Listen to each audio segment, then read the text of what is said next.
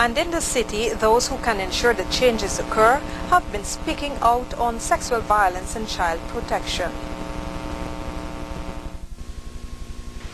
The incidence of sexual violence and the increase of such reports, as well as the brutality meted out to victims, have not escaped the attention of those in authority.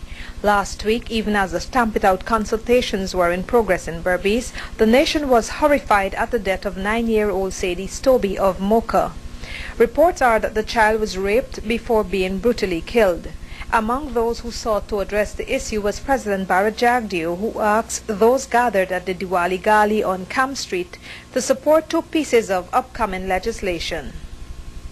Violence against women, and the second one, an omnibus legislation strengthening the laws protecting our children.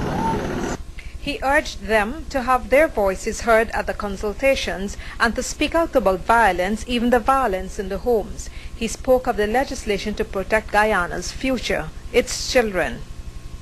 We have too many pedophiles who leave the prisons and go back into communities and molest our children. We have many of our children facing incest in the homes. We have not just physical abuse, the usual kind of, punishment that we had in the past, but brutality against our children in many of the homes. He told the mostly Hindu grouping that there are too many children in orphanages, stating that the proposed legislation would ensure that every child on the street or in orphanages be placed in a home. We're strengthening the foster care laws. We're going to put a lot of money into this. And we are also strengthening legislation so that they would be afforded the best type of protection, that they can have a happy life. Because if they are happy, they grow up to be good citizens and good Hindus.